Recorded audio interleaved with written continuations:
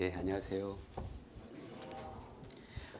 우리 청년들 이렇게 두루두루 앞에서 좀 살펴봤는데요.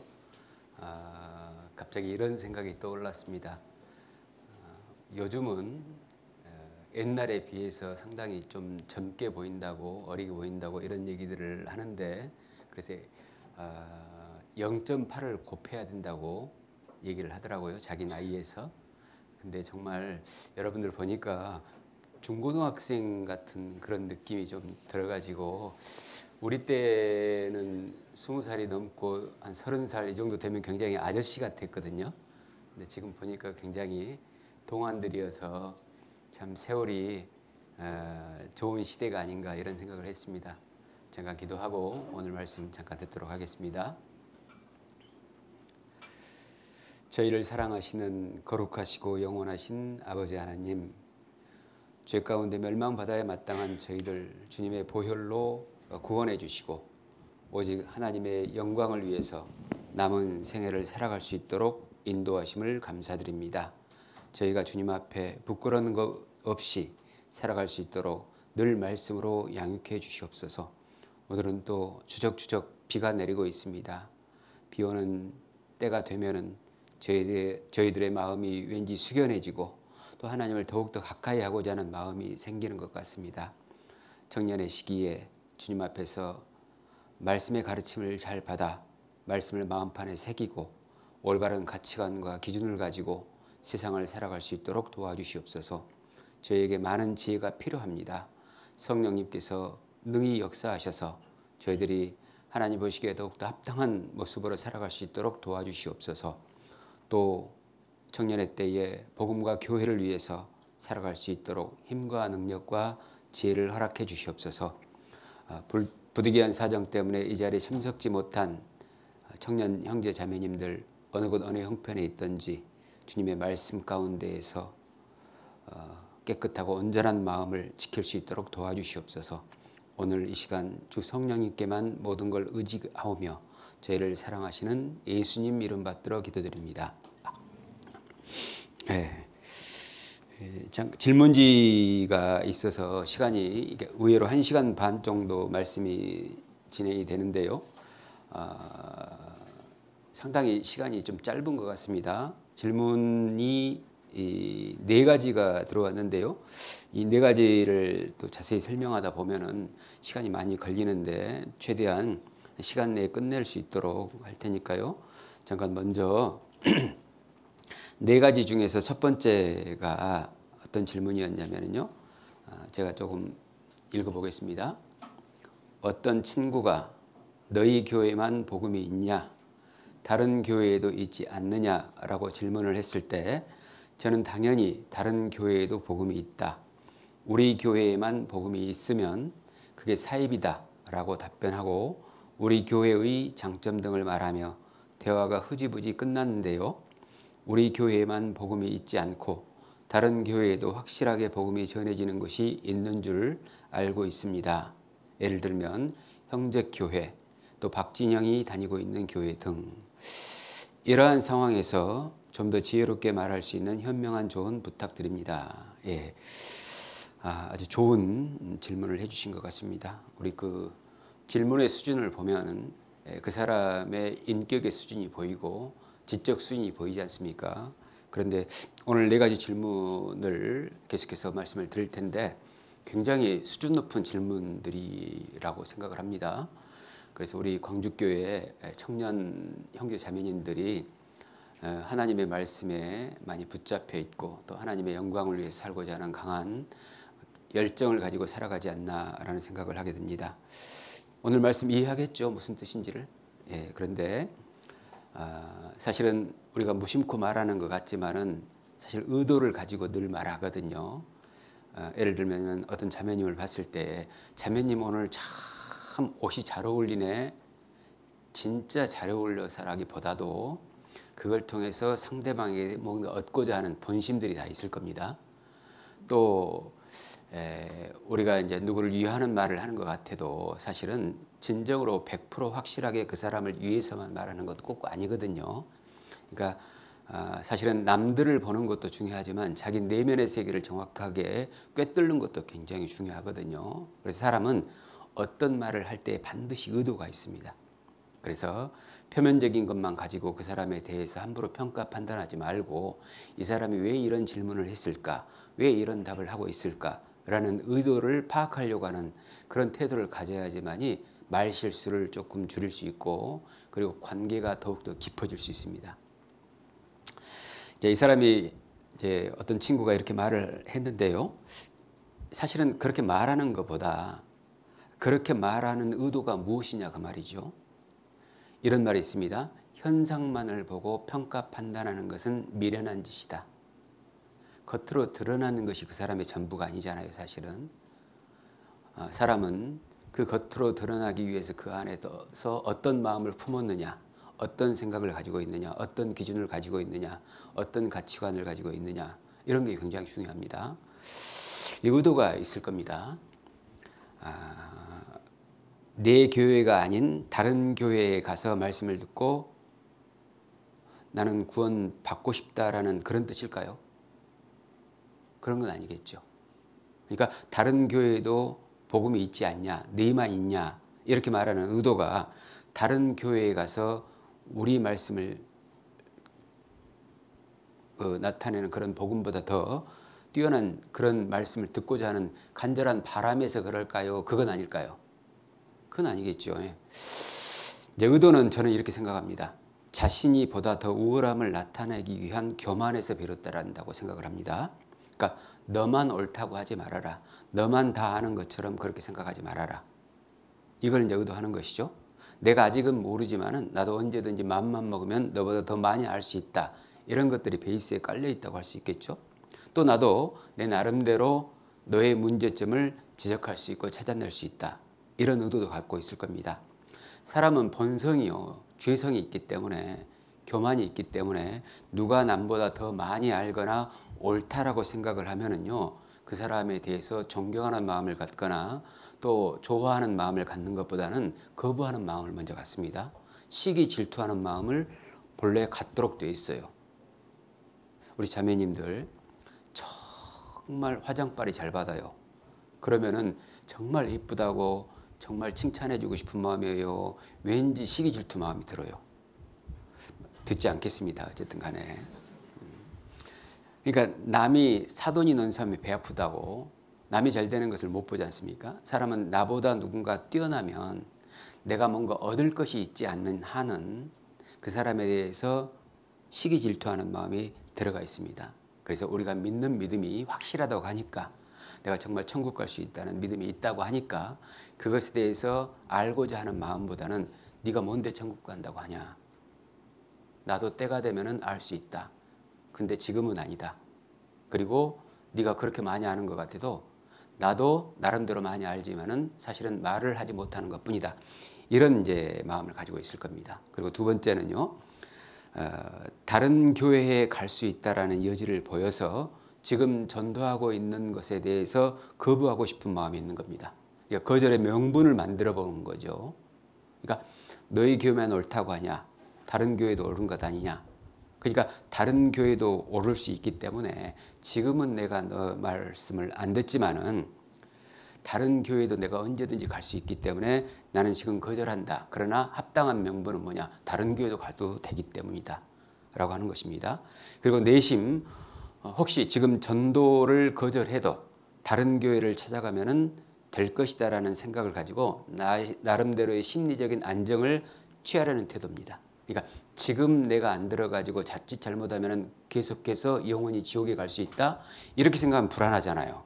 그러나 지금은 안 듣지만 네가 지금 전도를 했지만은 나중에 안 하더라도 내가 안 듣더라도 다른 교회에 가서 내가 전도돼 가지고 나도 구원받을 수 있지 않겠냐라고 하는 막연한 추측을 가지고 이제 심리적인 안정을 찾으려고 하는 그런 마음들이 있습니다. 그렇게 되면은요. 양심의 가책을 잠깐 눌러볼 수 있거든요.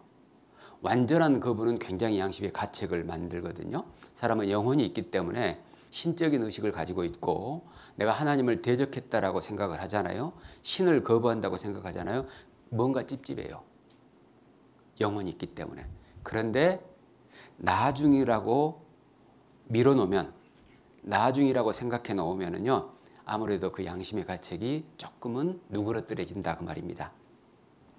자, 그러면은 지금 그렇게 말하신 분에게 그러면은 우리 교회가 아니고 네가 말하는 다른 교회에도 복음이 전해지고 있지 않느냐라고 했으니까 그럼 지금이라도 가서 그곳에서 네가 구원을 받아라 그렇게 할까요?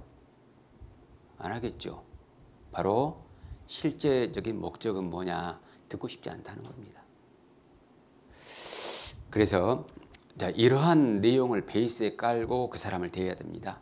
자, 근데 이 내용을 고지것대로 다 얘기하면 될까요? 안 될까요? 안 됩니다.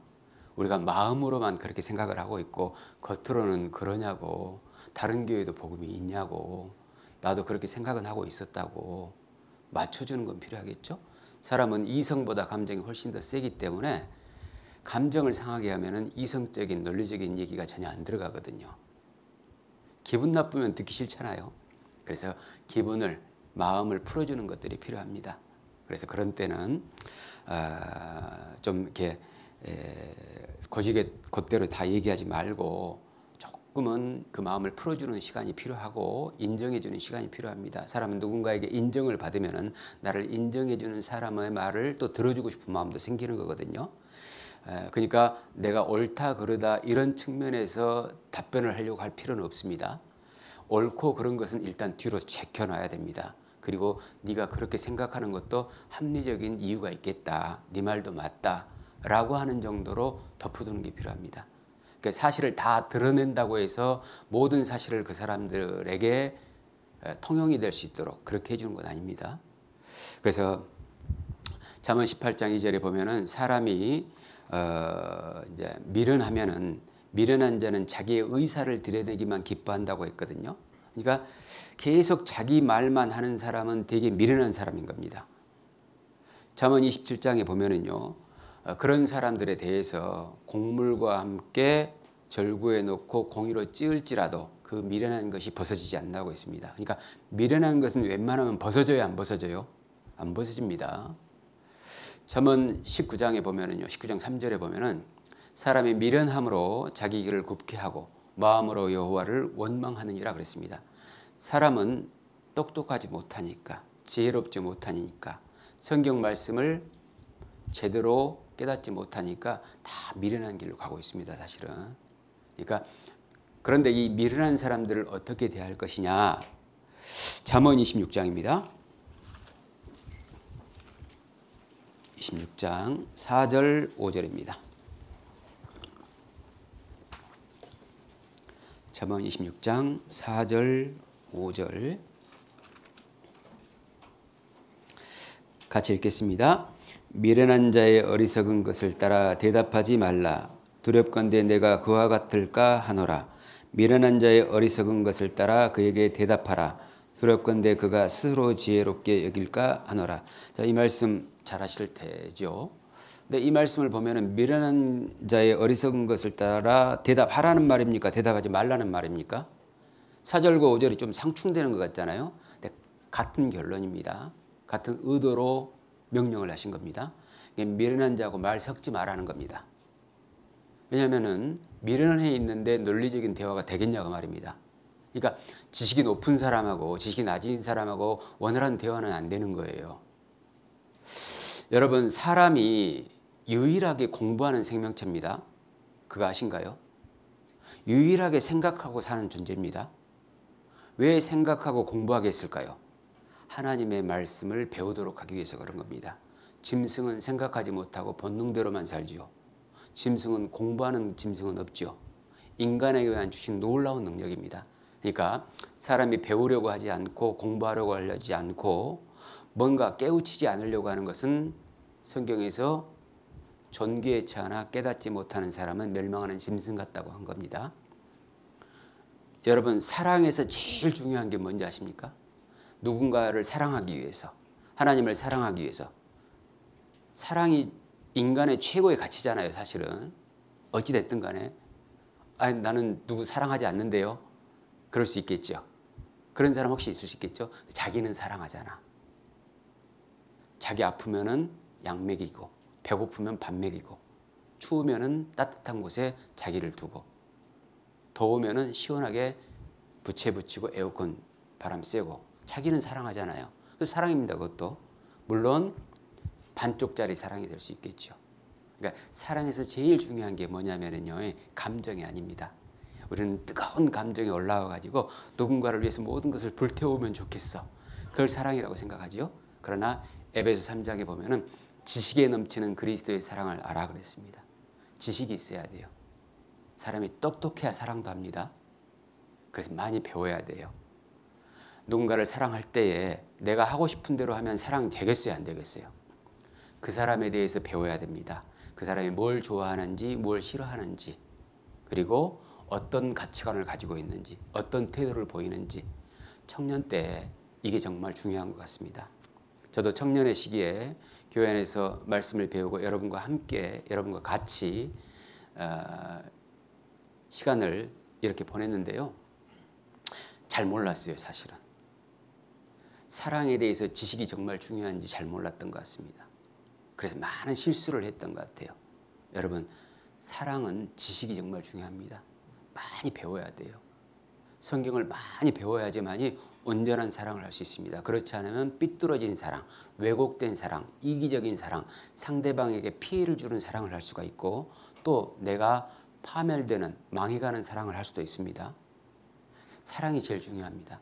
제가 지금까지 살아보니까 사랑만큼 소중한 건 없어요. 근데 성경은 사랑을 우리에게 전해주는 하나님의 말씀이지 않습니까? 러브레터. 그래서 성경을 많이 배워야 됩니다. 4절 5절에 보면은 미련한 자의 어리석은 것을 따라 결론은 대답하지 말라는 겁니다. 만약에 어리석은 것을 따라 대답하면 미련한 자하고 똑같아진다는 얘기예요. 그 다음에 5절에 미련한 자의 어리석은 것을 따라 그에게 대답하면 어떻게 되느냐? 그 사람은 자기가 스스럽게 여겨버린다고 말입니다. 자기의 미련을 못 깨닫는다 그 말입니다.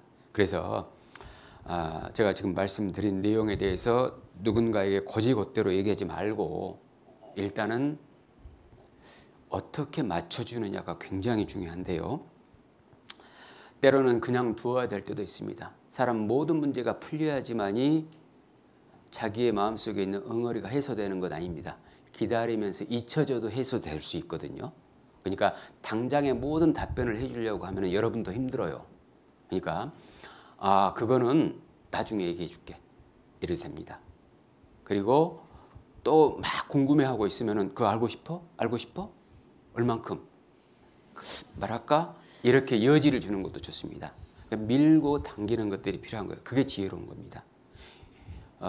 마태복음 7장에 보면은 거룩한 것을 계획해 주지 말고 진주를 돼지 앞에 던지라고 했어요, 던지지 말라고 했어요? 던지지 말라고 했습니다. 거룩한 것과 진주는 복음입니다. 개와 돼지에게는 줄 필요가 없다는 거예요. 그러니까 개와 돼지에게 그런 것들을 주면은 오히려 준 사람을 발로 찢어 상하게 할 수도 있잖아요. 그러니까 오히려 내가 아주 객관적으로 간절한 마음으로 내가 정말 하나님 앞에서 힘있게 복음을 전하는 것, 그것만 꼭 능사는 아니에요. 지혜롭게 제안해야 됩니다. 그래서 다 대답해 줄 필요는 없다. 마태복음 15장에 보면은요, 예수님께서 서기관들과 바리새인들의 외식을 지적하시거든요. 그러니까 제자들이 예수님, 그 사람들이 예수님의 말씀이 걸림이 됐습니다. 그러니까 예수님께서 왜 걸림이 됐어? 이 녀석들 봐라, 얘기했는데 못 알아듣는단 말이야? 하고 가르쳐 주려고 했을까요? 아닙니다. 그냥 두어라 그랬습니다. 그냥 두면 되는 거예요. 그냥 두는 것도 하나의 방법입니다. 그러나 모른 척하면 안 돼요. 모른 척하지 말고 내가 확신이 없으면은 아는 척하면서도 그냥 가르쳐 줄까? 지금은 아닌 것 같아. 좀 시간을 두고 나중에 가르쳐 줄게. 이렇게. 지금은 내가 모르는데 솔직할 필요 없는 겁니다. 그러니까 미련한 자에게 솔직하고 미련한 자에게 모든 지식을 가르쳐 준다고 해서 다 아는 게 아니에요. 그래서 사람은 대화를 통해서 서로의 마음을 공유하기 때문에 대화 방법이라고 하는 것이 굉장히 중요한 거예요. 그래서 어떤 스승님이 있었는데 제자가 찾아와서 물어본 겁니다. 스승님, 어떤 사람이 아무리 논리적으로 설득을 해도 설득이 안 됩니다. 사람이 아니 무슨 말을 하면은 기승전결에 의해서 알아먹어야 되는데 도대체 말귀를 못 알아먹습니다. 이런 사람을 바꿀 수 있는 방법은 뭐가 있을까요? 그러니까 스승님이 뭐라고 하냐면 그냥 알았다고 해라 그랬습니다. 그러니까 이 제자가 하는 말이 스승님 그건 아니죠. 아니 설득을 어떻게 했든지 해가지고 그 사람에게 깨우침을 줘야죠. 그러니까 스승님이 뭐라고 이제 아십니까? 그래 네 말이 맞다 하고 끝냈답니다. 똑같다 이 말이죠. 그대로 내버리는 것도 방법인데요. 예수님께서는 유대 종교가들의 잘못에 대해서 말씀은 하셨지만은 그들은 알아듣지 못하기도 하고 또 고집을 피울 때도 있었습니다. 그러지만 그것에 대해서 더 이상 말씀해 주지는 않으셨습니다. 사람들은 대화의 목적이 뭐냐면요, 자기가 깨우치려는 목적을 가진 경우는 거의 없습니다. 일단은 내 의사를 관철시키려고 하는 마음이 훨씬 더 강해요. 그래서 대화를 잘할 수 있는 그 기법이라고 하는 것은 어떻게 할 것이냐. 일단은 기다림이 필요하고 여지를 남겨두는 것 정도로 하시면 되고요. 그다음 두 번째는 상대가 듣고 싶은 말이 뭔가를 간파하는 것도 필요합니다. 이 사람은 지금 뭔 얘기를 듣고 싶지 하고 그것을 약간은 흘려주는 것도 필요합니다. 그리고 감정이 정리됐을 때, 마음이 차분해졌을 때 내가 하고 싶은 말을 해야 합니다. 그래서 대화를 할 때 가장 중요한 것 중에 하나가 뭐냐면요, 상대방의 마음을 상하게 하는 일은 없어야 됩니다. 감정을 상하게 하면 안 된다는 것이죠. 또 질문자가 이런 얘기를 했습니다. 당연히 다른 교회에도 복음이 있다. 우리 교회에만 복음이 있다면 그게 사입이다 라고 했는데, 이건 또 용어적으로 조금 개인적으로 생각했을 때 문제가 있다고 생각을 합니다. 우리만 복음이 있다라고 하면은 가짜다 이렇게 꼭 단정 지을 수는 없지 않겠습니까? 그래서 아마 말씀 이런 질문의 의도는 아마 다른 저하고 이제 생각이 다른 그런 면이 있을 수도 있을 텐데, 그래도 이제 상대방이 듣기에 어떤 표현을 써서 내가 그 사람에게 오해를 주지 않느냐 이런 것도 중요한 것 같습니다. 자, 그런데 이제 글쎄 과연 이럴 수가 있을까? 다른 교회에 복음이 있다면은 과연 그 범위는 어느 정도까지로 우리가 복음을 인정해 줄 수 있을까? 복음이라고 하는 것이 뭔지 아십니까? 설명할 수 있는 사람, 손. 난 복음은 뭡니다. 정확하게. 복음. 복된 소리가 복음은 맞는데 그것은 용어만 조금 바꿔놓은 거지 내용을 설명한 건 아니니까. 그 예수를 믿는 건데 구체적으로 이제 설명을 할 수 있어야 될 것 같습니다.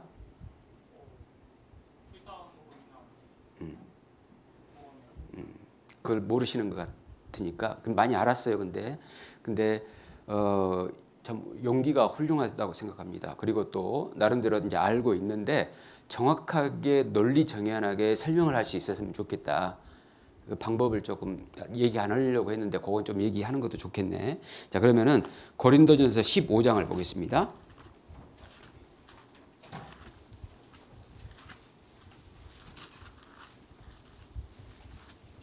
(15장) 1절부터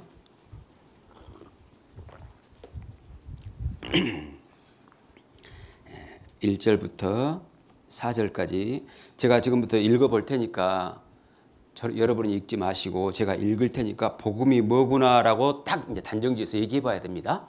읽어보겠습니다. 1절부터 4절까지. 형제들아, 내가 너희에게 전한 복음이 나왔네요.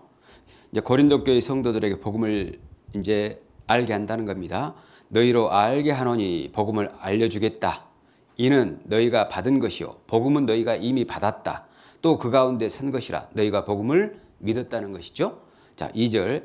너희가 만일 나의 전한 그 말은 앞에를 받는 거니까 복음을 굳게 지키고 헛되이 믿지 아니하였으면 이로 말미암아 구원을 얻으리라 그랬으니까 복음을 제대로 믿는 경우도 있지만 헛되이 믿는 경우도 있을 수 있다는 얘기잖아요.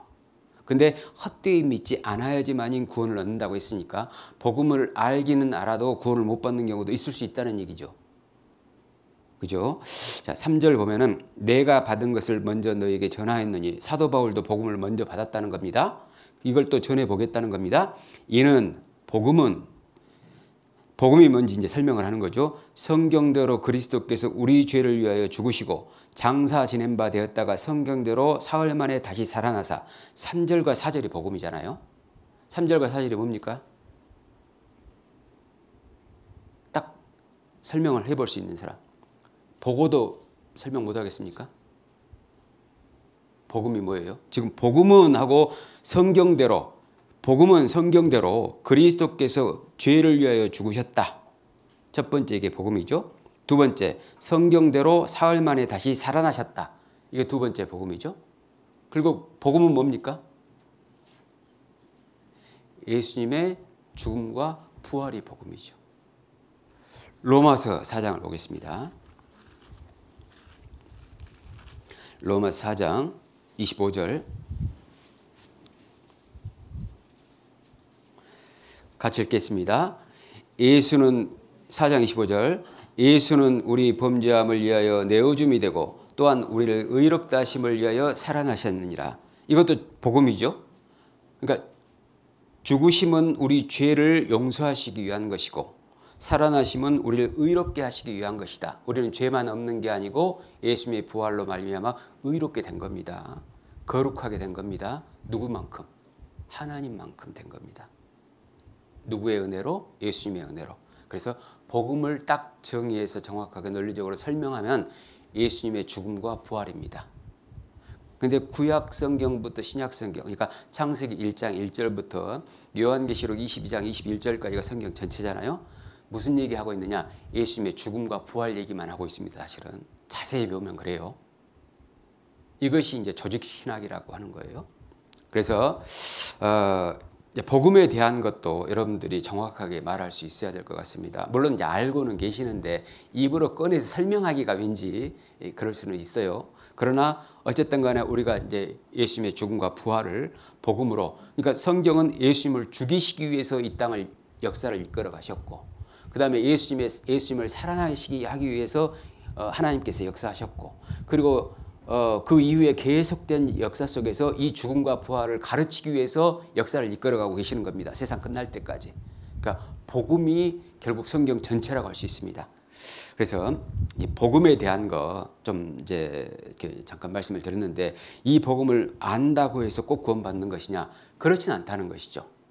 그래서 고린도후서 13장 5절에 보면 너희가 믿음에 있는가 너희 자신을 시험하고 너희 자신을 확증하라. 예수 그리스도께서 너희 안에 계신 줄을 너희가 스스로 알지 못하느냐. 그렇지 않으면 너희가 버려운 자라고 했거든요. 믿음이라고 하는 것은 죽은 믿음도 있고 헛된 믿음도 있고 파산된 믿음도 있다고 했으니까, 그러니까 그걸 단순히 지적으로 인식한다고 해서 꼭 구원은 아니다 그 말이죠. 그 다음에 형제교회라고 하는 곳이 사실은 영국에서부터 시작을 했지 않습니까? 브레드린 처치가. 근데 이들이 원래는 복음이 있었고 복음의 역사가 있었습니다. 그런데 지금은 사실 흐지부지 돼 있습니다. 가서 살펴보면은 술, 담배예요. 사실 로마서 전체는 사실은 로마의 보내는 로마 교회에 보낸 편지인데, 로마 사람들은 이방인들이지 않습니까? 사도 바울이 이방인들에게 믿음이 무엇인지, 율법이 무엇인지, 그리고 구원받은 사람이 어떻게 살아야 되고 어떤 목적으로 살아야 되는지를 좀 정리해 준 말씀입니다. 그런데 이렇게 로마서 6장에 보면은 그런즉 우리가 은혜를 더하게 하려고 죄에 거하겠느냐? 그럴 수 없느니라. 죄에 대하여 죽은 우리가 어찌 그 가운데 더 살려고 그랬습니다. 그러니까 로마서 6장에서는 이제 구원받았으니까 죄를 안 짓고 싶은 본성이 생길 수밖에 없다는 거예요. 그리고 입이 식물의 맛을 변별한 것 같이 귀가 말을 분변치 아니하느냐 그랬습니다. 그러니까 구원받으면 이 안에 성령이 들어오시기 때문에 아주 디테일하게는 다 몰라도 계략적인 하나님의 뜻은 압니다. 구원받으면 일단은 누군가의 영혼을 전도하고자 하는 마음이 생길 수밖에 없는 것이고, 그리고 하나님 앞에 죄를 용서해 줬다고 하면은 논리적으로 생각하면 내 마음대로 살아도 아무렇지 않잖아요 사실은.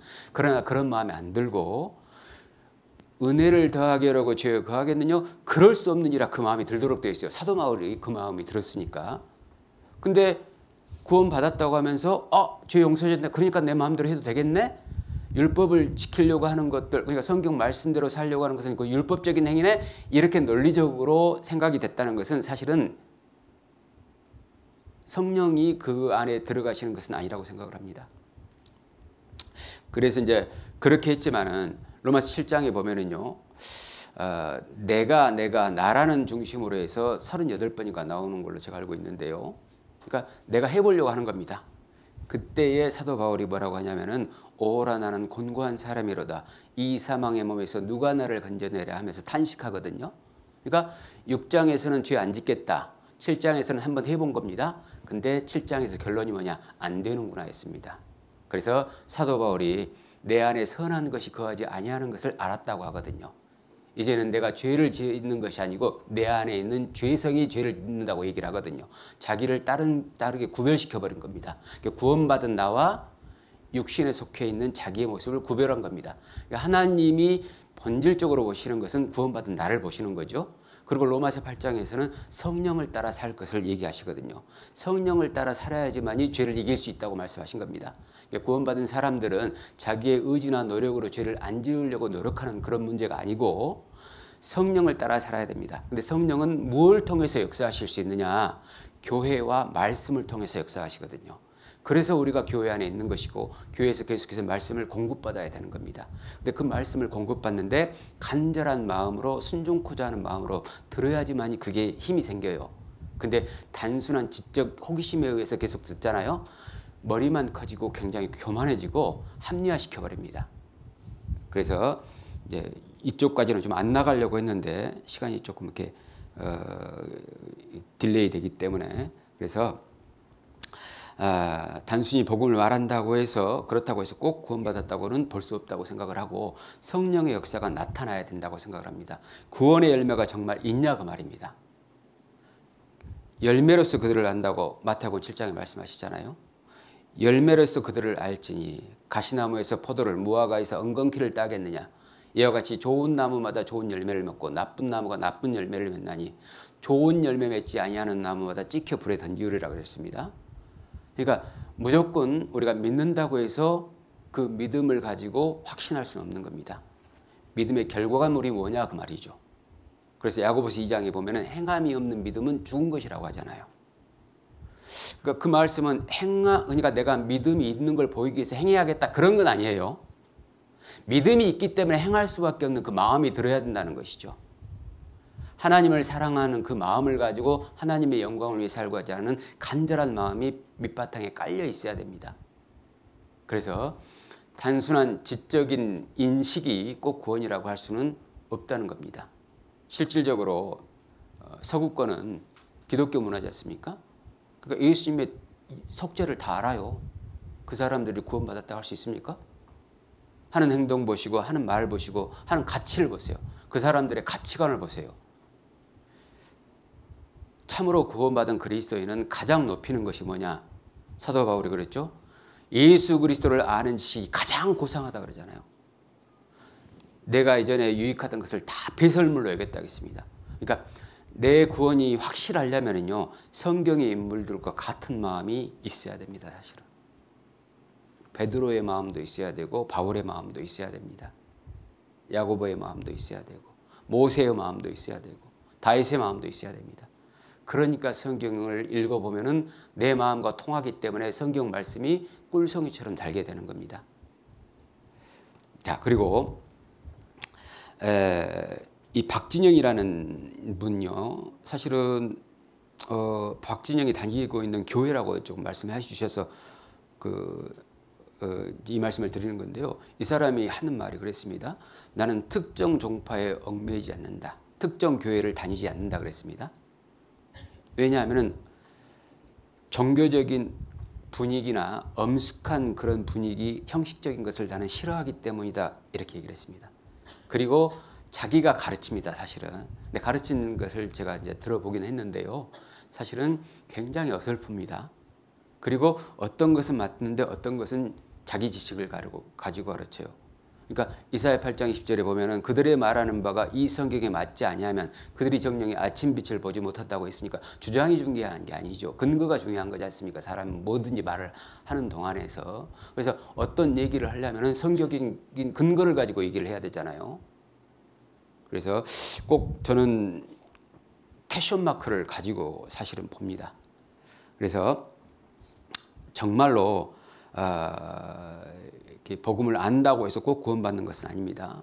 그래서 마태복음 7장에 나더러 주여 주여 하는 자마다 천국에 다 들어갈 것이 아니요 하늘에 계신 내 아버지의 뜻대로 행하는 자라야 들어가리라. 그날에 많은 사람이 나더러 와서 이르되 주여 주여 우리가 주의 이름으로 선지자 노릇하고 주의 이름으로 귀신을 쫓아내고 주의 이름으로 많은 권능을 행치 아니하였나이까 하리니 그날에 내가 저에게 밝히 말하되 불법을 행하는 자들아 내게서 떠나가라 그랬습니다. 마태복음 7장을 보겠습니다. 마태복음 7장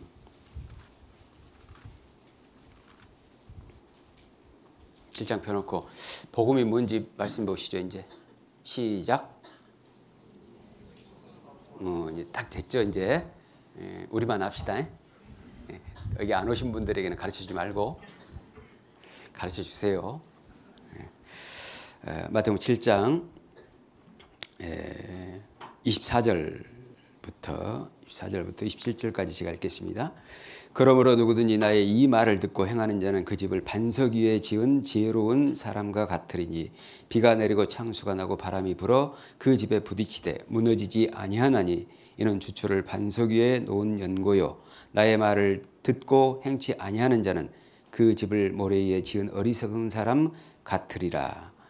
비가 내리고 창수가 나고 바람이 불어 그 집에 부딪힘에 무너져 그 무너짐이 심하니라. 그러니까 반석 위에다가 집을 지어야 된다 이렇게 얘기를 했지 않습니까? 반석 위에. 근데 물론 이 반석이라고 하는 것은 마태복음 16장에 나오죠. 마태복음 16장 볼까요?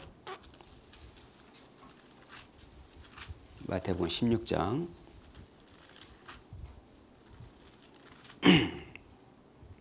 16장 16절입니다.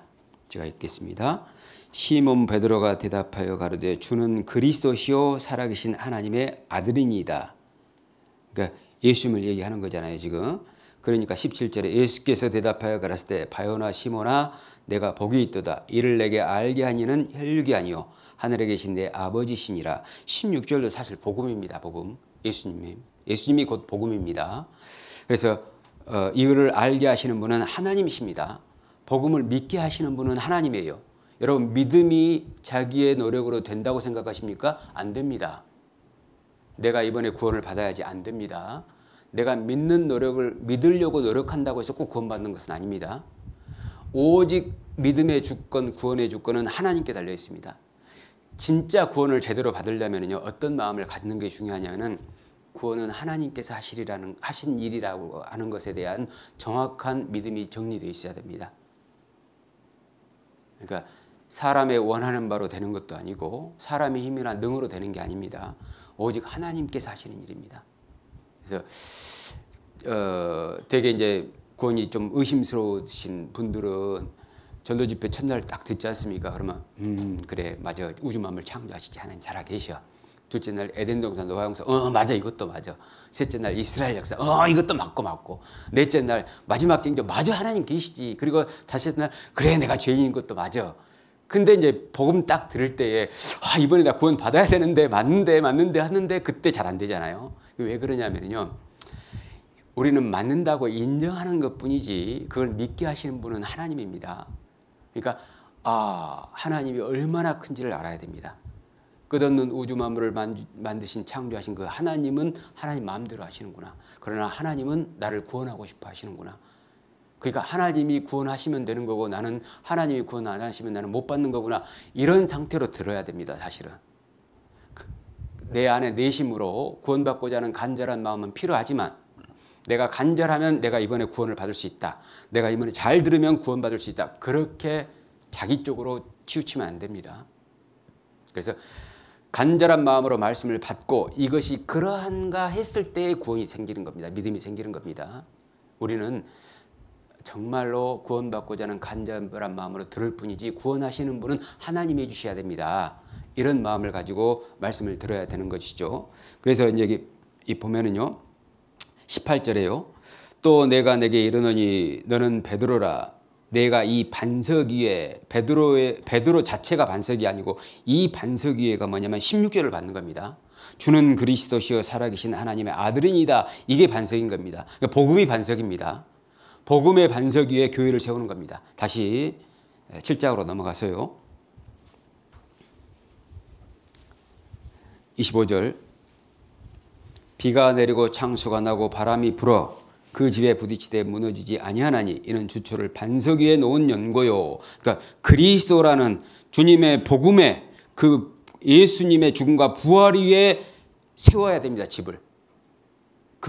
거기에 밑바탕을 두고 우리가 믿음을 얻어야지만이 진짜 이것은 창수가 나고 바람이 불어도 집이 무너지지 않는 그런 훌륭한 믿음이 되는데 어떻게 하면 이런 믿음을 가질 수 있느냐. 마태복음 7장 7절부터 보면은요. 자, 그러니까 반석 위에 집을 짓기 위해서는 어떻게 해야 되느냐. 7절. 구하라 그러면 너희에게 주실 것이요 찾으라 그러면 찾을 것이요 문을 두드리라 그러면 너희에게 열릴 것이니 구하는 이마다 얻을 것이요 찾는 이가 찾을 것이요 두드리는 이에게 열릴 것이니라. 어떤 말일까요? 간절해야 됩니다.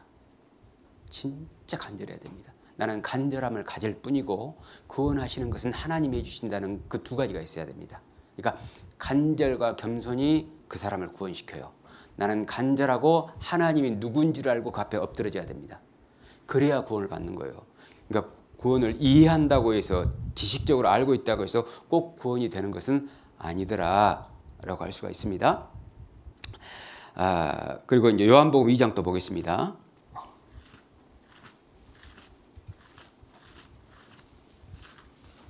요한복음 2장 23절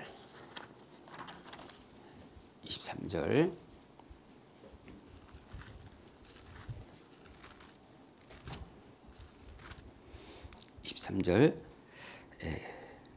24절 같이 읽겠습니다.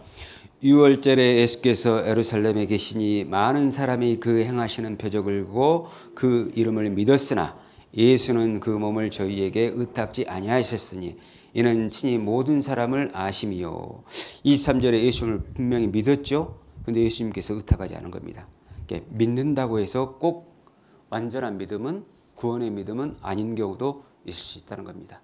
복음은 말에 있지 않고 능력이 있는 겁니다. 여러분 하나님의 말씀이 살아있듯이 믿음도 살아있어야 됩니다.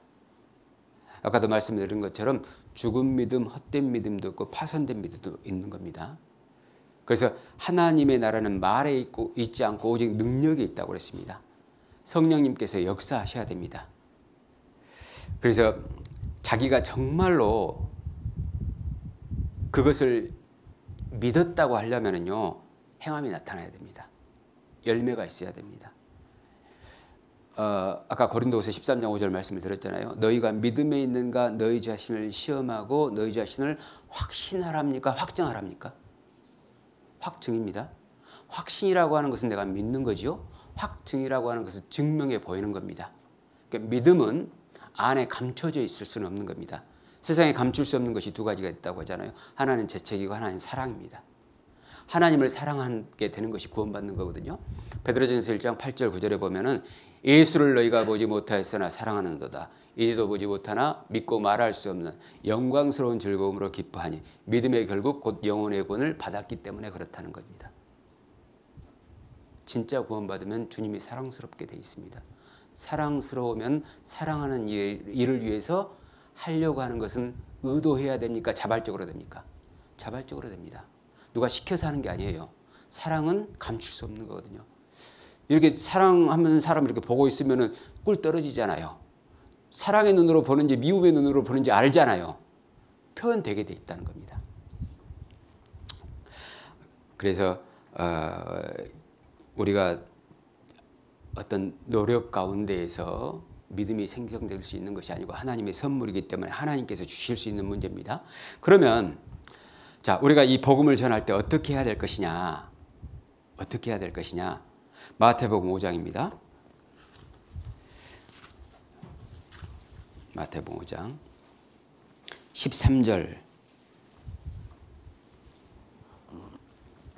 13절부터 16절입니다. 13절부터 16절. 너희는 세상의 소금이니 소금이 만일 그 맛을 잃으면 무엇으로 짜게 하리요? 후에는 아무 쓸데없어 다만 밖에 버려 사람에게 밟힐 뿐이니라. 너희는 세상의 빛이라. 산 위에 있는 동네가 숨기우지 못할 것이요 사람이 등불을 켜서 마라리에 두지 아니하고 등경 위에 두나니 이러므로 집안 모든 사람에게 비치느니라. 소금, 빛, 등불 이렇게 세 가지로 말씀을 하셨거든요. 그러니까 우리는 소금 역할을 해야 된다는 겁니다. 그 다음에 빛의 역할을 해야 된다는 겁니다. 등불의 역할을 해야 된다는 거예요. 소금과 등불과 빛이 공통점이 있습니다. 자기를 태워야 됩니다. 자기를 희생해야 됩니다. 그러니까 우리가 할 수 있는 일은 그들에게 사실은 올바른 말을 전해주는 것도 필요하지만 우리의 착한 행실이 필요하다는 겁니다. 우리가 하나님 앞에서 올바로 사는 것이 먼저 필요하다는 얘기입니다. 16절입니다. 이같이 너희 빛을 사람 앞에 비치게 하여 같이 읽겠습니다. 저희로 너희 착한 행실을 보고 하늘에 계신 너희 아버지께 영광을 돌리게 하라. 그러니까 우리는 그들 앞에서 하나님 앞에 두려운 마음으로 사는 모습을 보여줘야 됩니다. 하나님 앞에서 내가 얼마나 하나님을 섬기고 우리가 두려워 떠는 모습을 보여야 됩니다. 세상 사람들과 비슷한 모습을 가지고 그와 비슷한 욕심을 내면서 말씀을 전한다고 해서 그 사람이 구원받는 것은 아니다는 얘기죠. 성령님께서 역사하시려면 먼저는 우리가 하나님 앞에 올바로 서야 됩니다. 잠언 16장 보겠습니다. 잠언 16장 7절입니다. 같이 읽죠. 사람의 행위가 여호와를 기쁘시게 하면 그 사람의 원수라도 그로 더불어 화목하게 하시느니라. 우리는 원수를 화목하게 하는 방법이 우리에게 있지 않고 그 사람에게 어떻게 잘하느냐에 있지 않고 내가 하나님께 어떻게 하느냐에 달려있는 겁니다. 우리는 전도 대상자를 향해서 내가 최선을 다해야 된다고 생각을 하고 그 사람의 구원받는 데에만 목적을 가지고 포커스를 맞출 수 있지만 그건 아닙니다. 사실은 내가 하나님께 잘하면 됩니다. 왜? 구원의 주권은 하나님께 있기 때문에 하나님께서 그 사람을 구원하시는 것이지 내가 하는 건 아닙니다. 나는 그러니까 그 사람에게 잘 보이는 것보다 누구에게 잘 보여야 됩니까? 하나님에게 잘 보여야 돼요. 그게 뭐냐? 소금과 빛과 등불의 역할을 하는 겁니다. 그것을 구체적으로 설명하면 착한 행실을 하는 겁니다. 베드로전서 2장에 보면은요. 아름다운 덕을 선전하게 하려 함이라 이렇게 말씀하시면서 뭐라고 말씀하시냐면요. 육체의 정욕을 제어해야 된다. 그리고 행실을 선하게 가져라 이런 말씀하시거든요. 그러니까 여러분 전도가 그 사람에게 잘하는 것이라고 생각을 했죠? 아닙니다. 내가 하나님께 잘해야 됩니다. 그것이 올바른 전도입니다. 시편 105편입니다.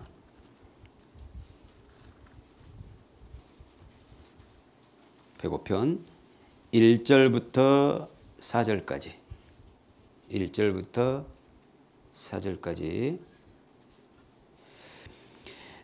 여호와께 감사하며 그 이름을 불러 아뢰며 그 행사를 만민 중에 알게 할지어다. 그에게 노래하며 그를 찬양하며 그의 모든 기사를 말할지어다. 그 성호를 자랑하라.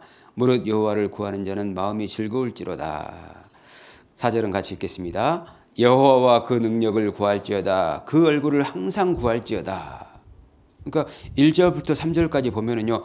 하나님께 잘하라는 겁니다. 그 다음에 4절을 보면 하나님께 구하라는 겁니다. 그래서 여러분들 다른 거 없습니다. 신앙생활은 아주 단순한 문제예요. 사람에게 보이려고 너희 의를 행치 않도록 주의하라 그랬으니까 내가 의를 세우려고 하는 것은 완전히 잘못된 겁니다. 내가 전도해가지고 내가 어떤 모습을 보이겠다? 그런 건 아닙니다. 나는 오직 하나님을 사랑하는 마음으로 하나님의 은혜에 보답하는 마음으로 이 복음을 전하는데 그 대상이 문제 가지고 내가 하나님께 잘해야 되겠구나. 하나님과 1대1의 관계를 올바로 가져야겠구나. 이런 마음이 필요합니다. 그래서 지금까지 전도할 때 마음 막 졸이면서 이 사람 저 사람 하면서 이 사람이 잘하려고 눈치 보고 막 했죠. 좀 담대해질 필요는 있습니다. 정말 내가 하나님 앞에 두렵고 떨리는 마음을 갖잖아요. 사람은 두렵고 떨리지 않습니다. 그런데 하나님이 두렵고 떨리지 않잖아요. 사람이 두렵고 떨리게 되어 있거든요. 마태복음 1장 여러분 잘 아시잖아요. 아브라함과 다윗 자손 예수 그리스도의 세계라고 있습니다. 자, 아브라함과 다윗 자손 예수 그리스도의 세계라 그 말은 아브라함과 같은 믿음을 통해서 의롭다함을 얻고 다윗과 같은 믿음을 통해서 신앙생활에 승리할 수 있다는 것을 나타내기 위해서 그렇게 표현한 것이거든요. 그러니까 구약과 신약을 연결시켜 주는 것이 마태복음 1장 1장이거든요. 근데 마태복음 1장은 그 예수님의 족보를 말씀하시면서 예수님께서 잉태된 내용이 나오거든요. 자, 예수님이 잉태됐으면 그 다음엔 태어나야겠죠. 그래서 2장에서는 탄생하는 내용이 나옵니다. 그리고 3장에서는 예수님께서 침례받으신 사건이 나와요. 4장에서는 예수님께서 시험을 통과하신 내용이 나와요. 그리고 5장에서는 산상수훈, 5장, 6장, 7장이 산상수훈이거든요. 5장에서는 천국이 어떠한 것이고 천국에 가기 위해서는 어떻게 해야 되는지 천국에 대한 얘기가 나와요. 그리고 6장에서 뭐라고 하냐? 사람에게 보이려고 너희 의를 행치 않도록 주의하라. 이 말씀부터 하십니다. 사람은 사람을 의식하다가 안 된다는 거예요. 이스라엘 백성들에게 가장 먼저 지적하신 것이 뭐냐? 하나님의 선택된 그 이스라엘 백성들에게 가장 먼저 문제가 뭐냐? 사람에게 보이려고 한 겁니다. 그리고 아까 7장이 나온 겁니다. 하나님께 간절해야 된다는 거예요. 그래서 어떤 사람에게 전도할 때 그 사람의 문제가 아니고 나와 하나님의 관계가 먼저라는 겁니다. 그래서 우리가 하나님 앞에 관계를 올바로 갖는 것은 완벽하게 사는 건 꼭 아닙니다. 잘못했을 때 하나님 앞에 무릎을 꿇는 것이 정말 좋은 겁니다. 중요한 겁니다. 시편 51편 보겠습니다. 시편 51편 1절부터 6절까지 다윗의 시잖아요. 다윗이 밧세바와 동침한 후에 나단이 온 때에 이 시를 쓴 겁니다. 1절 하나님이여 주의 인자를 좇아 나를 긍휼히 여기시며 주의 많은 자비를 좇아 내 죄가를 도말하소서. 죄를 용서해 달라는 거잖아요. 나의 죄악을 맑게 씻기시며 나의 죄를 깨끗이 제하소서. 대전하는 내 죄가를 아오니 내가 내 죄가 항상 내 앞에 있나이다. 그러니까 자기 죄를 알고 하나님께 용서를 구하는 마음, 이게 먼저 필요하고요. 두 번째는 4절 내가 주께만 범죄하여 주의 목전에 악을 행하였사오니 주께서 말씀하실 때에 의로우시다 하고 판단하실 때에 순전하시다 하리이다. 그러니까 이 죄는 하나님 앞에 죄를 지은 거구나.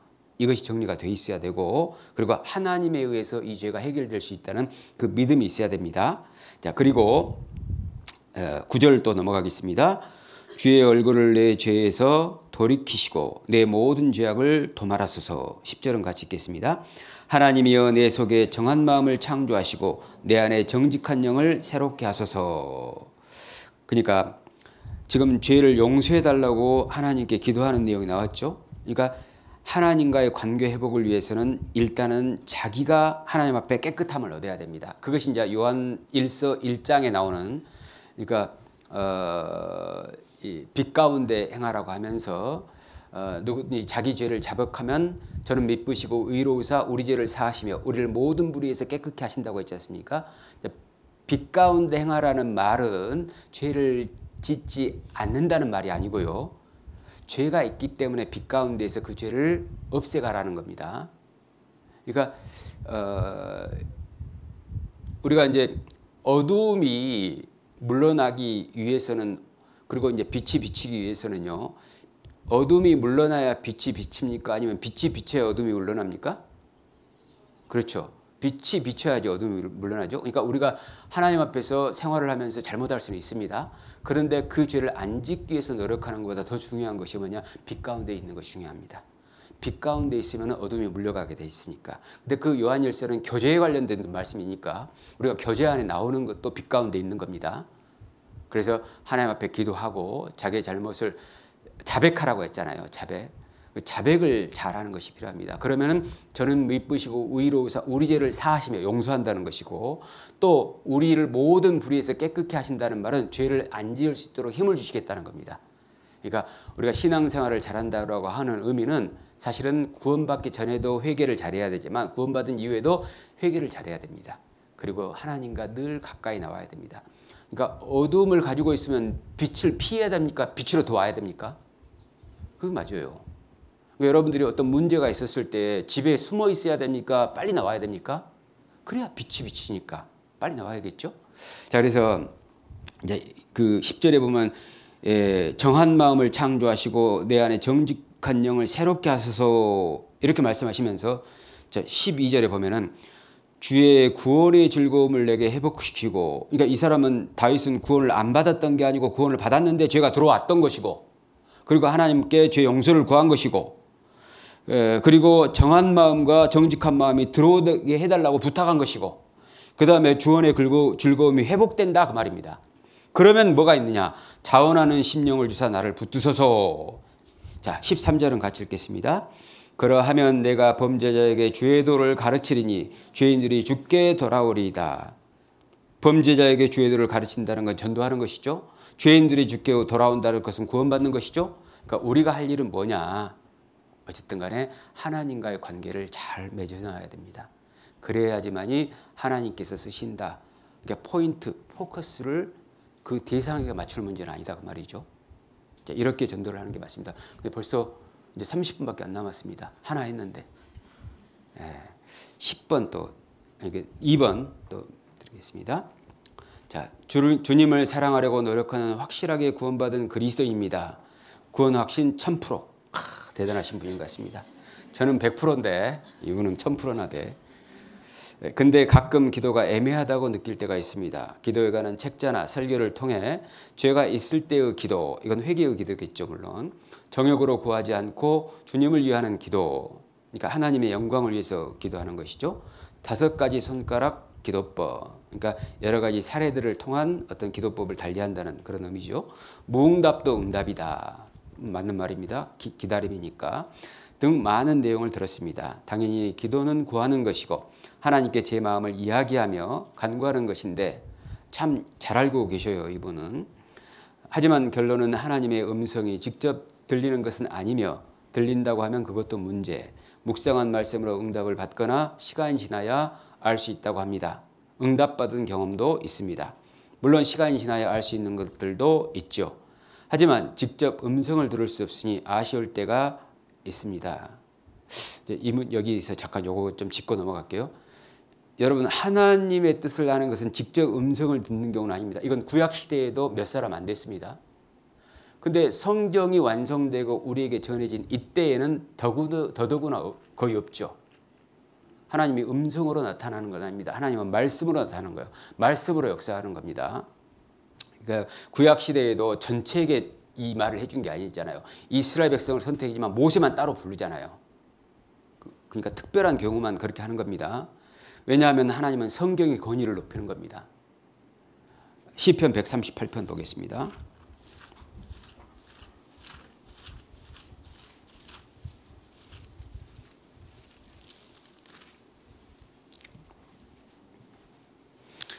(138편) 1절 2절입니다. 1절 2절 다윗의 시입니다. 내가 전심으로 주께 감사하며 신들 앞에서 주께 찬양하리이다. 2절은 같이 읽죠. 내가 주의 성전을 향하여 경배하며 주의 인자하심과 성실하심을 인하여 주의 이름에 감사하오리니 이는 주께서 주의 말씀을 주의 모든 이름 위에 높게 하셨습니다. 주님의 말씀이 주님보다 더 높아진 겁니다. 마태복음 5장에 보면은 율법의 1.1획이라도 없어지지 않고 다 이룬다고 했지 않습니까? 예수님이 왜 오신지 아십니까? 구약을 그대로 이루기 위해서 오신 겁니다. 1.1획이라도 없어지지 않고 다 이루기 위해서 오신 거예요. 그러니까 하나님도 말씀에 매일 수밖에 없는 겁니다. 말씀이 얼마나 위대하고 얼마나 거룩하고 얼마나 능력의 말씀이냐. 복음의 말씀을 듣고 우리가 구원을 받은 것이 얼마나 다행스러운 일이고 얼마나 놀라운 사실이냐. 이걸 알 수가 있습니다. 그래서 하나님의 말씀은 살았고 운동력이 있어 좌우의 날선 어떤 검보다도 예리하고 강하여 혼과 영과 및 관절과 골수를 찔러 쪼개기까지 한다고 했죠. 그리고 너희가 거듭난 것이 썩어질 씨로 된 것이 아니오 썩지 아니할 씨로 된 것이니 살아있고 항상 있는 하나님의 말씀으로 됐느니라. 말씀으로 되는 겁니다. 그러니까 이 말씀을 가장 높이는 겁니다. 어쨌든 간에 말씀하시면 예입니다. 말씀하시면. 말씀 밑으로 내려가야 됩니다. 어쨌든 간에 하나님도 말씀 밑으로 내려가셨기 때문에 음성을 직접 듣는 것은 아니고 물론 그런 의도로 말씀 질문하지 않았다는 건 제가 압니다. 그러나 이제 제가 이렇게 말씀을 드리는 것은 말씀이 얼마나 뛰어나고 위대한 것인지 이 말씀은 내 발의 등이요 내 길에 비치고 이 말씀은 곧 나를 살리는 것입니다. 주의 말씀이 나를 살리셨습니다. 이 말씀을 하나님처럼 여겨야 됩니다.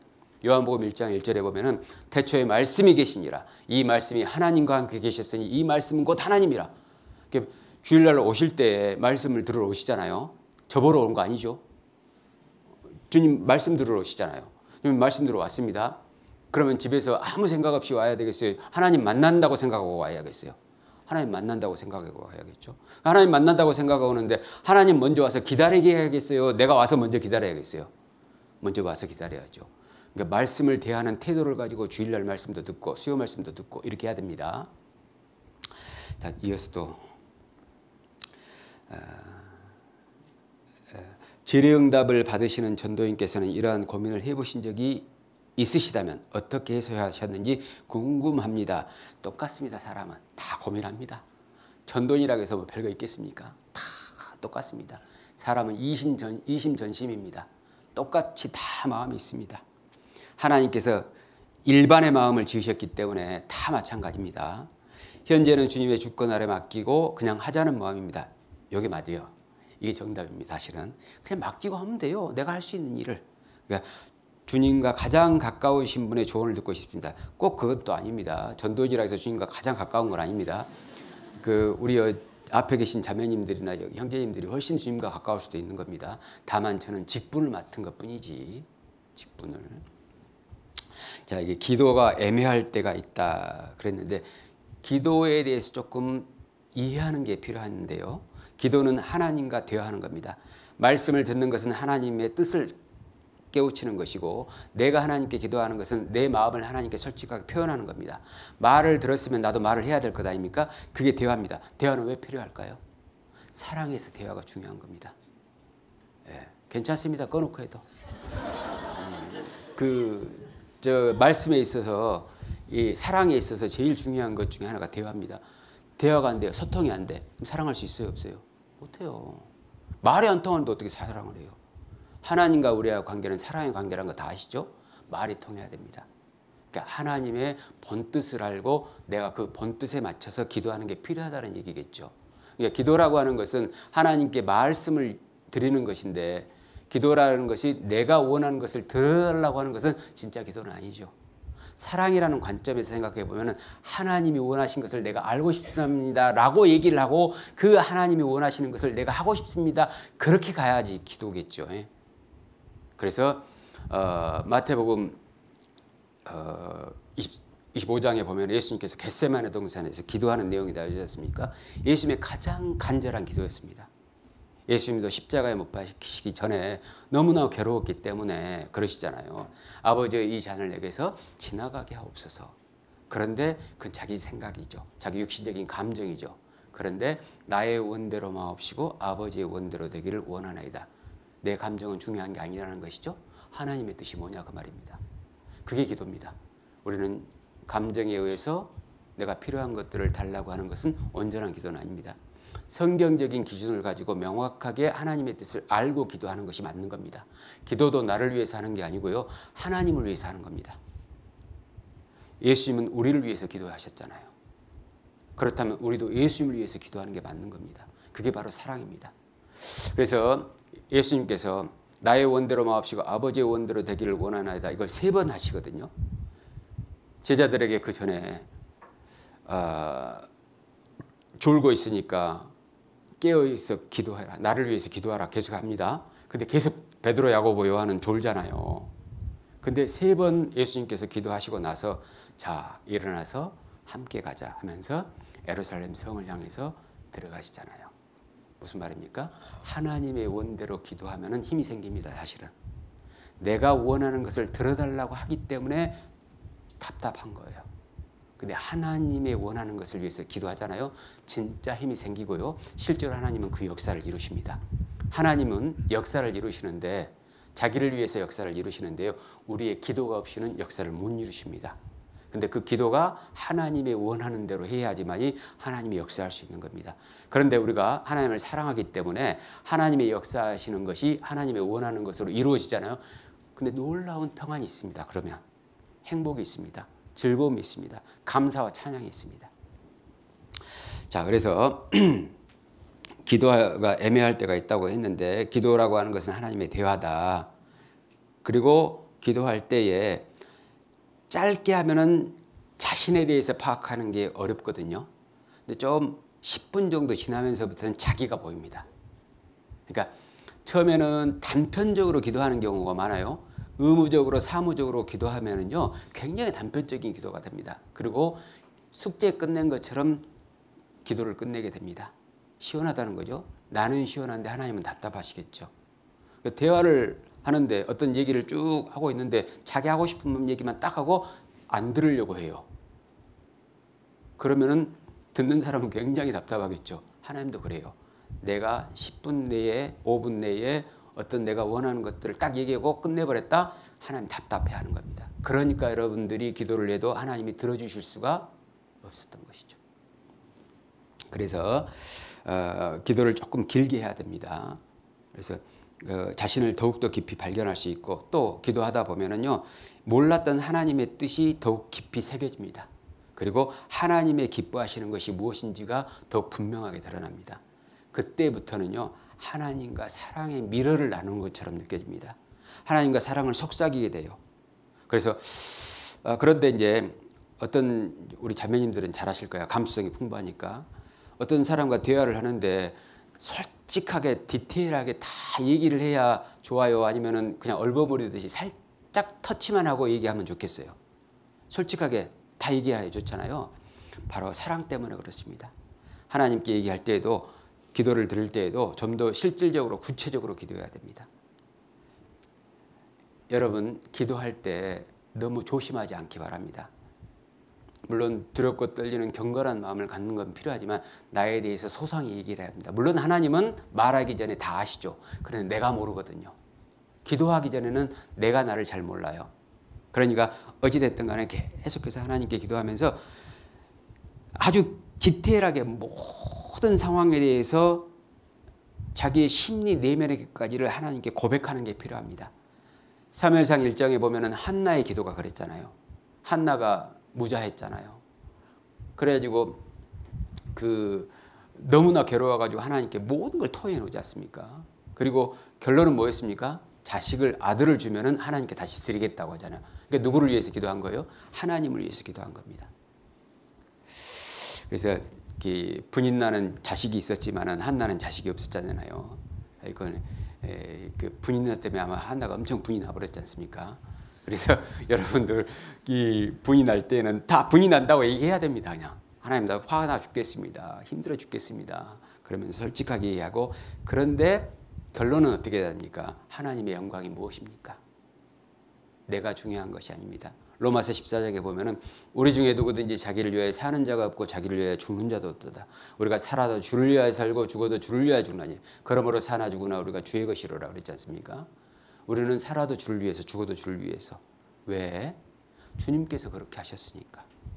고린도서 10장에 보면 먹든지 마시든지 무엇을 하든지 다 하나님의 영광을 위해서 하라겠죠? 왜? 하나님께서 다 그렇게 했으니까. 예수님께서 그렇게 하셨으니까. 예수님께서 하신 만큼 내가 해야 맞는 겁니다. 자, 사랑은 100대 100이어야 되는 겁니다. 하나님이 100 하셨으면 나도 100이어야 됩니다. 물론 내가 100을 할 수는 없겠죠. 그러나 100의 마음은 가지고 있어야 됩니다. 그래야 하나님이 도와주십니다. 그래서 상당한 시간을 좀 들여서 기도를 해야 되는데 누가복음 6장에 보면은 예수님도 밤이 맞도록 기도를 하시거든요. 그래서 내가 어떤 얘기를 하더라도 하나님 다 들어주십니다. 말 실수했다고 혼내지 않습니다. 또 기분 나쁘다고 막 얘기했다고 네가 왜 기분 나쁘? 네가 뭔데 기분 나쁘? 그렇게 하지 않습니다. 기분 나빠하는 것도 다 용서하시고 아십니다. 하나님의 사랑을 너무 축소시키면 안 됩니다. 하나님은 무한대의 사랑을 가지고 계십니다. 내가 끝이구나. 나는 더 이상 희망이 없구나. 그때 하나님은 새로 시작하자고 하십니다. 하나님은 영원하신 분이다. 그 말에 내포된 건 뭐냐? 하나님의 사랑도 영원하다는 겁니다. 그래서 어쨌든 간에 경직된 기도를 하지 않도록 하고 형식적인 기도가 되지 않도록 해야 됩니다. 그래서 기도를 하는 것은 하나님 몰라서가 아니고 하나님 다 아시지만 내가 모르니까 나 자신을 내 자신을 기도하면서 알고 하나님의 뜻을 더욱더 깊이 깨닫고 하나님을 사랑하는 마음이 내 안에 그때그때 샘솟아 오르기 시작하는 거거든요. 그래서 하나님은 우리에게 진실된 기도를 원하십니다. 시편 51편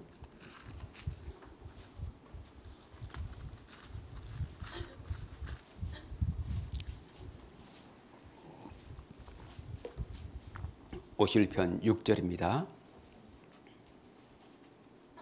오실편 6절 같이 읽죠. 중심의 진실함을 주께서 원하시오니 내 소욕의 지혜를 알게 하시리이다. 그러니까 기도를 할 때 정말 진실되게 기도해야지만이 내가 그때 지혜가 채워지는 겁니다. 정말 진실하게 기도해 보십시오. 형식적으로 하지 마시고 정말 간절하게 해보십시오. 누구를 위해서? 하나님을 위해서. 마태복음 6장을 한번 보겠습니다. 마태복음 6장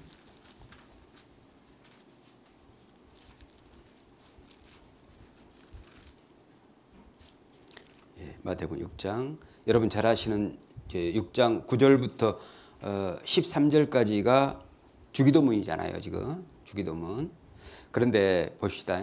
다 얘기할 수는 없고 그러므로 너희는 이렇게 기도하라. 기도 방법이 나오잖아요. 지금 하늘에 계신 우리 아버지여 이름이 거룩히 여김을 받으시오며 누구의 이름이 거룩히 여김을 받아야 되죠? 하나님입니다.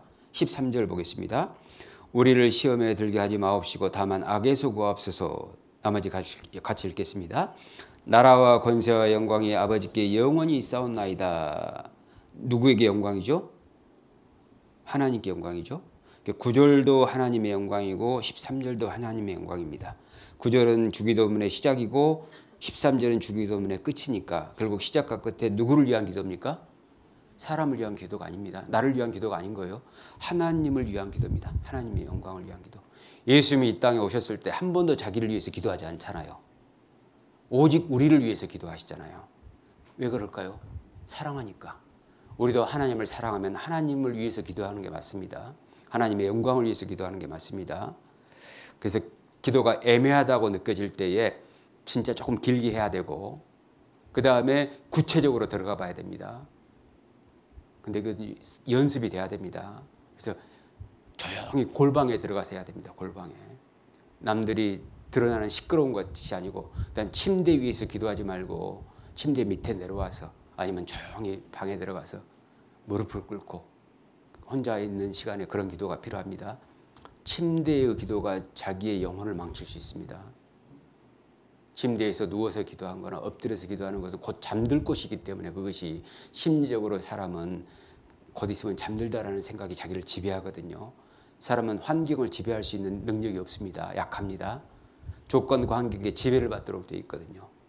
그 조건과 환경을 나는 이길 수 없기 때문에 조건과 환경을 바꿔주는 것이 올바른 기도가 될 수 있고 올바른 신앙이 될 수도 있는 겁니다. 그래서 정말 지혜로운 자와 동행을 해야 되고 미련한 자와 사귀지 말고 죄를 멀리하고 하나님을 가까이하고 말씀을 가까이하고 이런 것들이 왜 그러냐면요. 하나님은 우리에게 믿음을 지키라고 하시는 그 이면에 뭐가 있냐면 가까이 하라는 말이 있는 겁니다. 환경을 잘 만들어주는 것들이 필요합니다. 요한복음 14장입니다. 14장 13절 14절입니다. 13절 14절 너희가 내 이름으로 무엇을 구하든지 내가 시행하리니 이는 아버지로 하여금 아들을 인하여 영광을 얻으시게 하려 함이니라. 하나님이 시행하시는데 누구를 위한 겁니까? 하나님의 영광을 위한 거잖아요. 그러니까 내가 기본적으로 하나님의 영광을 위해서 기도하는 것들이 베이스에 깔려 있어야지만 기도가 응답이 되는 겁니다. 그 전까지는 안 돼요. 내가 뭔가 원하는 것들이 이루어지기 위해서 하나님 내가 직장 취업하면 열심히 살겠습니다. 거래하는 겁니다. 그건 기도가 아니고 하나님과 계산하는 겁니다. 사랑은 거래나 계산이 아니잖아요. 사랑은 희생하고 헌신하고 상대방을 위해서 아낌없이 주는 태도지 않습니까? 사랑은 주고 싶은 마음을 훨씬 뛰어넘는 줄 수밖에 없는 절박함이 있어야 되지 않습니까? 그러면 나를 위한 것이 아니고 하나님을 향한 간절한 마음을 가지고 기도하는 게 맞는 겁니다. 하나님을 위해서 하나님의 뜻이 이루어지기를 바라는 절박함이 있이 기도를 해야 맞는 겁니다. 요한복음 15장 7절 8절 너희가 내 안에 거하고 내 말이 너희 안에 거하면 무엇이든지 원하는 대로 구하라. 그리하면 이루리라. 너희가 과실을 많이 맺으면 내 아버지께서 영광을 받으실 것이요 너희가 내 제자가 되리라. 여기도 누구 영광입니까? 하나님의 영광입니다. 하나님의 영광. 그래서 좀 조용한 기도 시간이 필요합니다. 조용한 자기만의 시간이. 그리고 마음이 답답하고 힘들고 괴롭고 일이 잘 안 풀릴 때는요. 일단은 그 일을 놔두고 떨어져서 객관적으로 볼 수 있도록 혼자 지내는 시간이 필요합니다. 하나님과의 1대1의 관계를 갖는 시간이 필요합니다. 사람은 문제 때문에 넘어지는 것이 아니고 문제를 풀 수 있는 열쇠를 찾지 못했기 때문에 문제 때문에 넘어지는 거거든요. 문제의 열쇠를 찾게 되면 문제는 문제가 안 되는 겁니다. 그래서 여러분 어려움이 있을 때, 고난이 있을 때, 시련과 역경이 있을 때 그것만 계속 바라보고 있잖아요. 그러면 하나님께서 열어두신 것을 못 봅니다. 하나님을 만나러 가야 돼요. 그래야 열쇠를 가지고 와서 그 문제를 해결할 수 있는 겁니다. 그게 바로 기도다 그 말입니다. 기도. 그리고 이제 중언부언하지 않도록 그렇게 해야 되고요. 그 다음에 기도를 하면은 말씀의 깨달음을 하나님께서 주십니다. 당장은 아니더라도 때로는 빨리 주시기도 하고 때로는 늦게 주시기도 하는데 결국엔 말씀으로 주셔요. 말씀의 깨달음으로. 그래서 아까 그 형제님께서 직접 음성을 들을 수 없으니 아쉬울 때가 있습니다. 그런데 저도 아쉽네요. 저도 직접 음성을 들어본 적은 없어서 그렇지만 어쨌든 간에 말씀을 깨닫거든요. 내 눈을 열어서 주의 법에 기이한 것을 보게 하소서. 시편 기자도 그렇게 기도를 했거든요. 말씀을 깨닫는 것이 곧 하나님의 음성을 듣는 거니까. 또 누가복음 24장에 보면 제자들이 예수님의 부활하신 모습을 보고 말씀을 듣지 않습니까? 그러니까 주께서 성경을 풀어주실 때 내 마음이 뜨겁지 아니하느냐. 이상하게요. 기도하다가 어느 정도 시간이 지나서 계속 기도하잖아요. 그럼 말씀 들을 때 왠지 확 꽂히는 그런 말씀들이 있습니다. 그리고 막 뜨거워져요. 이대로 가면 되겠구나. 이렇게 살면 되겠구나 하면서 이런 마음이 올라오거든요. 하나님 주신 겁니다. 그건 아무나 줄 수 있는 마음이 아니거든요. 그래서 우리가 정말로 이 마음 속에 말씀이 깨달아지는 것이 기도의 응답이다. 그렇게 좀 생각을 하시면 좋겠고 또 기도는 내 본 모습과 하나님의 본 뜻을 깨닫고 실천해가는 과정이라고 할 수 있는 겁니다. 그래서 하나님을 더욱 깊이 알아가는 과정이에요. 왜 깊이 알아야 될까요? 사랑은 깊이 알고 싶거든요. 사랑은 사랑하는 이의 마음과 모든 것까지 하나도 빠짐없이 알고 싶은 마음이 있어요, 없어요? 형제님들 있어요, 없어요? 있다고 해 자매님들 보고 있잖아. 있죠? 있습니다. 그게 있어야 맞는 겁니다. 아주 모든 것까지 하나라도 남김없이 알고 싶어하는 마음이 있는 것, 그 마음을 가지고 하나님께 기도를 합니다. 그러면 하나님과의 사랑이 깊어지거든요. 그래서 이런 고민을 해본 적이 없냐고 이렇게 말씀하셨는데 저도 고민을 해봤죠. 그리고 제가 구원받은 지 32년, 33년 이렇게 되고 있는데요. 숱하게 고민을 많이 했습니다. 정말. 여러분 고민이 사람을 자라게 합니다. 사실은 고민은 성장을 위한 양분이라고 할 수 있습니다. 사람은 고민한 만큼 성장하고 아픈 만큼 성숙해지는 거거든요. 짐승은 고민할까요? 안 할까요? 고민도 하나님의 선물입니다. 그러니까 고민한다고 해서 나는 왜 고민이 많지 그럴 필요 없습니다. 하나님께서 주시는 선물이에요. 아까 또 주님의 주권 아래 맡기고 그냥 하자 그 마음 좋습니다. 하나님께서는 하나님의 뜻을 다 알게 하시는 분은 아닙니다. 필요한 만큼만 알게 하셔요. 순종할 수 있는 만큼만 알게 하시고 또 순종하게 하실 수 있는 만큼만 알게 하십니다. 그래서 맡기고 기다리라고 하신 거예요. 여러분 기다림이 왜 필요한지 아십니까? 내가 깨닫지 못해도 왜 계속 기다려야 되는 것인지 아십니까? 사랑 때문에 그래요. 사랑하는 이를 만납니다. 사랑하면 기다릴까요? 안 기다릴까요? 기다립니다. 사랑하지 않으면 안 왔어. 지가 약속을 안 지켜 하면서 가버립니다. 바로 하나님과의 관계가 바로 그렇습니다. 하나님을 진실로 사랑하잖아요. 끝까지 계속 기도합니다. 근데 사랑을 못하잖아요. 안 들어주네. 나는 별로 안 좋아하신가 봐. 나는 사랑하지 않는가 봐. 이런 식으로 오해하기 시작합니다. 왜 그럴까요? 성경도 하나님의 능력도 알지 못하는 거로 오해하는 겁니다. 그래서 사람들은 세상 것을 얻기 위해서 분주하게 서두르지만은 하나님께서는 세상 것이 아니라 영원한 것을 주시기 위해서 잠잠하고 참아 기다리라고 하거든요.